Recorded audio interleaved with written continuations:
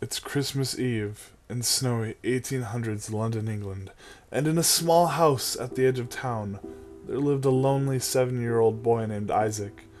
Isaac was a sad child, with not a friend to his name. While most children were spending time with their families and eagerly looking forward to opening presents, poor little Isaac spent most of his time on this holy of nights alone in his cold, dusty attic room. Isaac's parents were very poor. His mother was a strict crow of a woman who stayed home and schooled Isaac. His father worked long hours at the London harbour to support his family, although a large portion of his earnings went towards purchasing and consuming copious amounts of alcohol at the end of his shift. Sometimes he would come home drunk after being thrown out of every bar in London and shout at his wife, Isaac's mother. Occasionally, it would escalate to violence, and he would beat her savagely. Then, when he was done, he'd force himself upon her in a drunken sexual rage. As it so happens, this particular night was one of those occasions where Isaac just remained quiet, quivering beneath his soiled bedsheets until the screams and loud bangs subsided. Once poor, frightened Isaac was finally able to fall asleep, he'd dream of what it would be like to have a friend to play with, so maybe he could laugh and be happy like the other children in London. Luckily for Isaac, the Christmas Eve marked a big change when his abysmal loneliness caught the attention of a guardian angel, who then crafted a very special gift for the sad little London boy. As the sun rose on that Christmas morning, Isaac opened his eyes to find a strange wooden box sitting at the foot of his bed. With his eyes widened in awe, he stared at the colorful, handcrafted wooden box, wondering who had left it. He was not used to receiving gifts, especially toys. What little toys Isaac did have were ones he'd found abandoned on the streets or washed up in the gutters. Isaac scooted up to the foot of his bed in front of the mysterious box and picked it up with both hands. The box was beautifully painted in colorful styles with carving of happy clown faces on the side. There was a tag on the box that simply read, "For Isaac." On the top of the box was an engraved text. Isaac squinted his eyes as he sounded out the words. "The Laughing Jack in a box." He paused. "Laughing Jack in a box?" Isaac had heard of a jack-in-a-box, but never had he heard of a laughing jack-in-the-box. His mind spun with curiosity as he grasped the box's metal crank. Isaac tuned the crank, and the song "Pop Goes the Weasel" chimed in rhythm with the crank's gyrations. As the song came to its climax, Isaac sang along with the final verse. "Pop goes the weasel," but nothing happened. Isaac let out a sigh. "It's broken."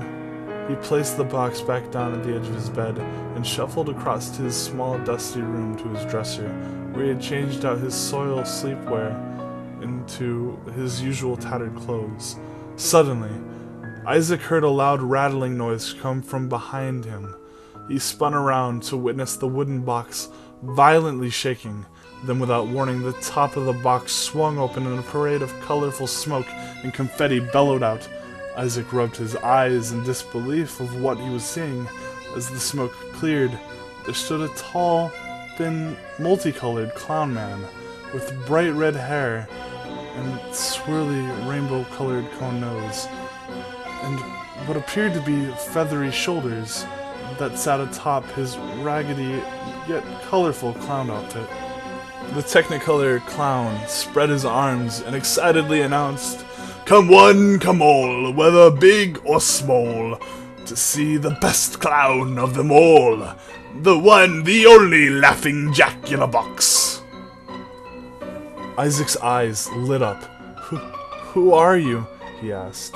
The colorful canary stepped down off of the bed and with a happy grin said, I'm glad you asked, kiddo. I am Laughing Jack, your new friend for life. I'm magical. I never get tired of playing. I'm a whiz at the accordion. And I adapt and develop with your own changing personality. In other words, whatever you like, I like.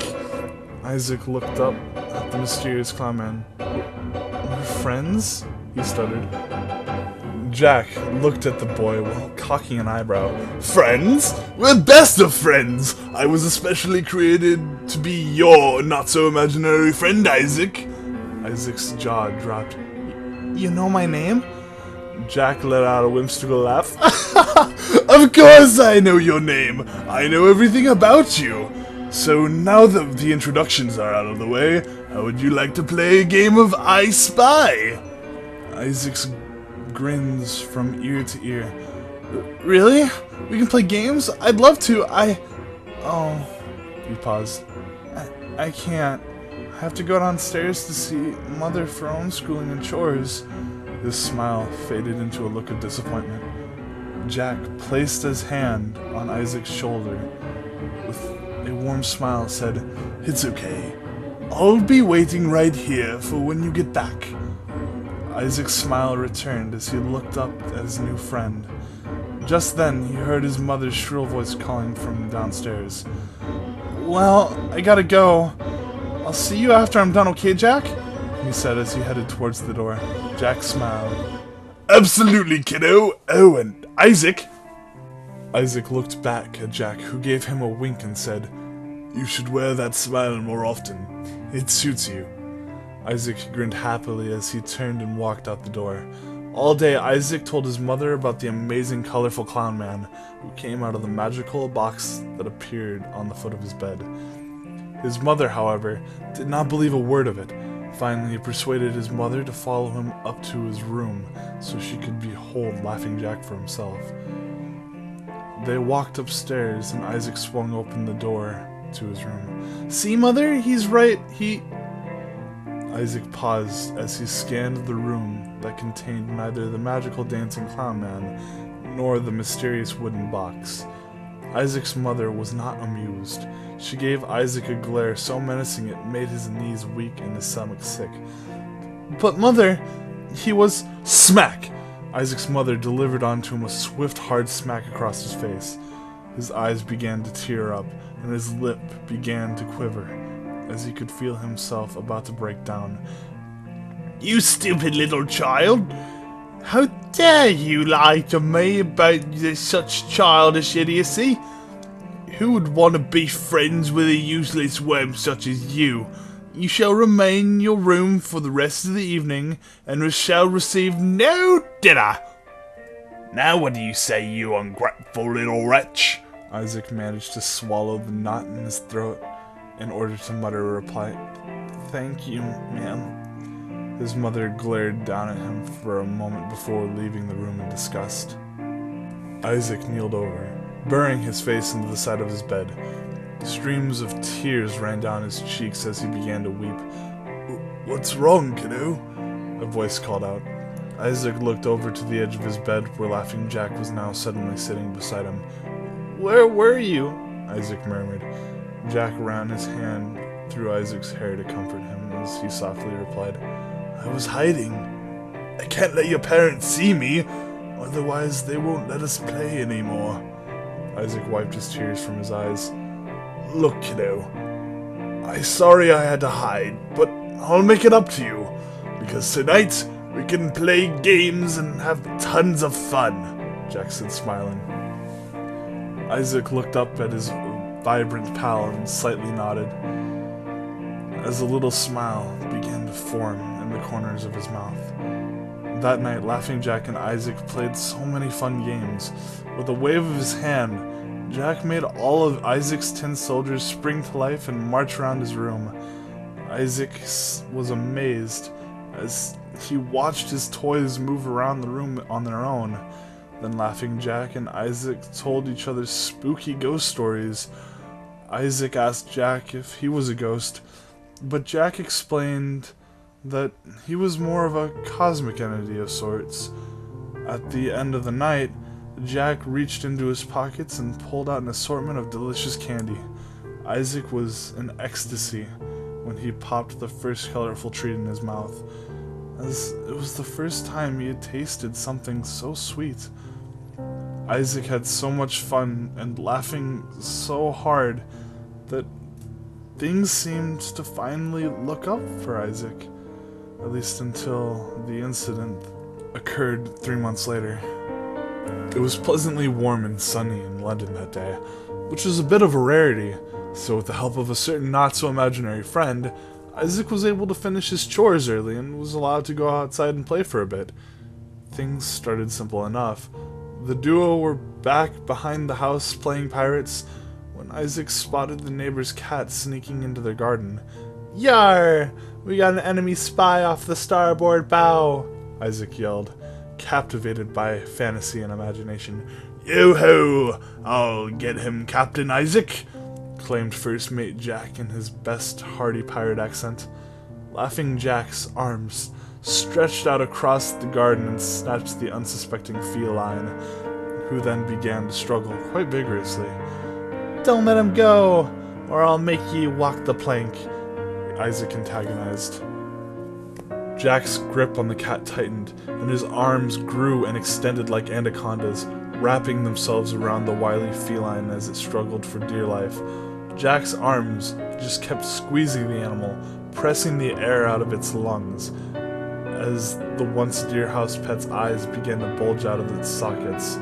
There came a loud snap.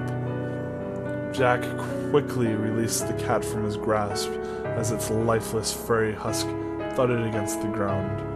There was a hushed silence as the two observed the cat, now twisted and mangled corpse. The silence was finally broken with an uproaring laughter coming from Isaac. "Wow, I guess cats really don't have 9 lives." Isaac exclaimed, nearly teary-eyed from laughter. Laughing Jack began to chuckle as well. "Yeah, but won't you get in trouble if your mother finds your neighbor's cat dead in her garden?"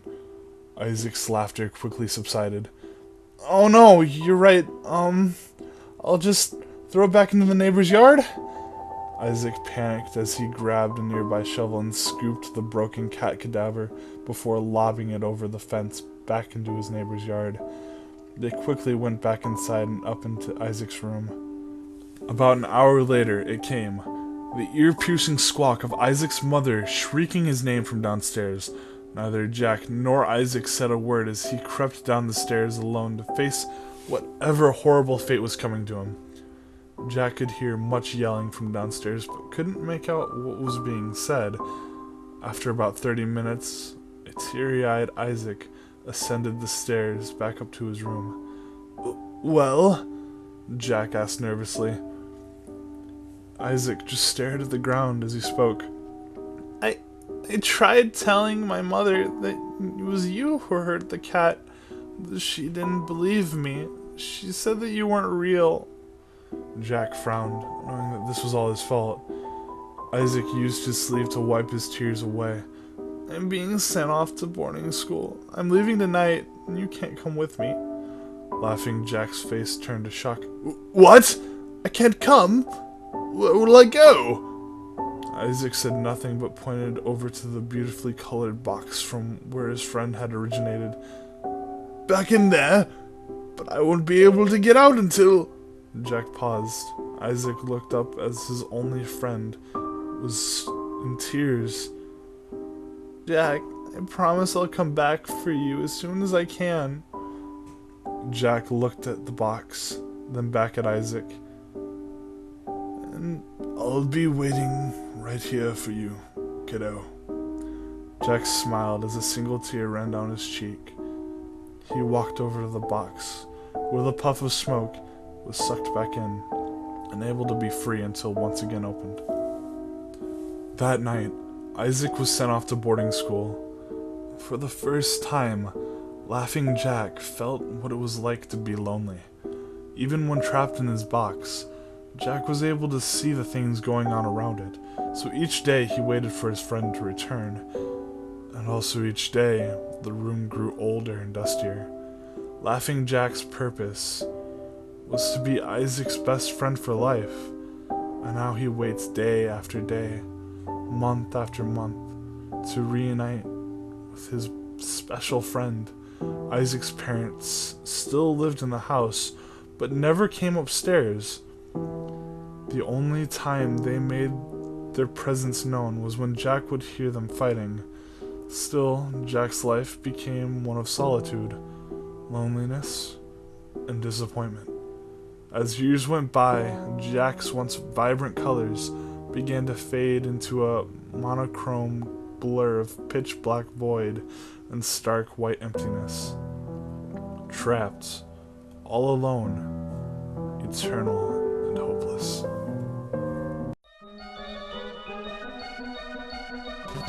How rude of me, I almost forgot to introduce you to my pet.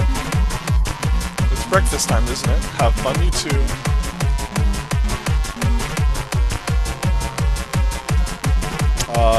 What pet? Why is it moving like this? It's very confused. Oh, Jesus Christ, what in the absolute fuck?